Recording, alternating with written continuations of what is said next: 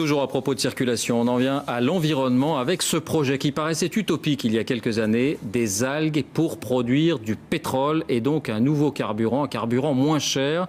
L'usine franco-espagnole qui vient d'ouvrir et que vous allez découvrir à Alicante intéresse beaucoup de monde en ces temps de flambée des prix de l'or noir. C'est le dossier de cette édition. Il est signé Caroline Thébault, Florian Lemoyle. C'est digne de la science-fiction. Dans cette forêt de tubes, installée au sud-est de l'Espagne, baignent des algues microscopiques. Une potion verte destinée à devenir de l'or noir. C'est le point de départ de notre technologie pour fabriquer le pétrole du futur. Pour réussir ce pari, des ingénieurs français et espagnols ont élaboré une recette étonnante, gardée précieusement dans ces tubes de 8 mètres de haut.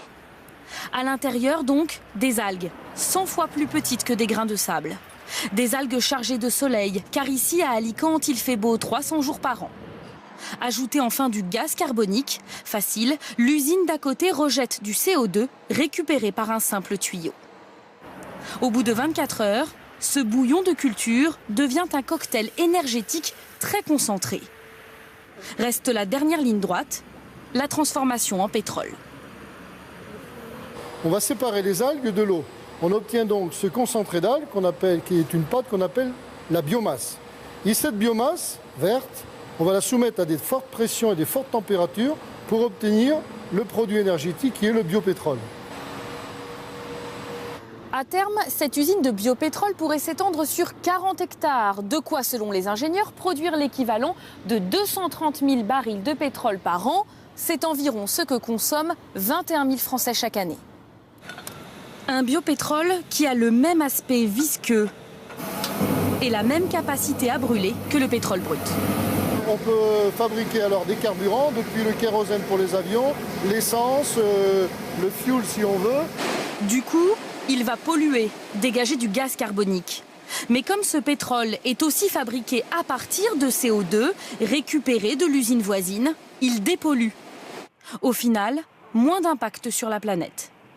Écologique donc et économique. Selon les calculs les plus optimistes des ingénieurs, le prix de revient d'un baril ne serait que de 30 $, presque 4 fois moins que le baril de Brent. S'il était distribué dans les stations-service, il pourrait faire baisser le prix à la pompe. Un rêve auquel ces Espagnols veulent croire. On ne dépendrait plus des pays producteurs étrangers qui font varier les prix. Si c'est moins cher à la pompe, je l'utiliserai. Mais si c'est plus cher, non. L'homme à l'origine de cette technologie est français et il travaille déjà sur un projet dans l'Hexagone. La région PACA, Marseille, Parfait. c'est des zones qui Parfait. sont idéales. D'accord. Le problème, c'est que plus on monte dans le nord, moins on a de radiation solaire. Donc, les rendements sont plus faibles. Mais encore, dans le sud de la France, les rendements sont quand même suffisants. Ce projet franco-espagnol est loin d'être le seul. Les États-Unis, l'Australie, l'Italie planchent aussi sur du pétrole élaboré à partir de micro-algues. Face à la flambée du prix de l'or noir, la guerre de l'or vert est ouverte. Caroline Thébault qui nous a rejoint sur ce plateau. Bonsoir Caroline, car une question vient à l'esprit, cette expérience peut-elle être généralisée ?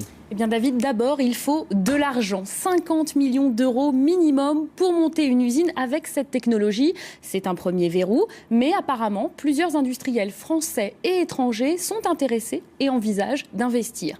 Mais il y a d'autres obstacles. Il faut, vous l'avez vu, de l'eau, du soleil, donc ce n'est pas possible partout.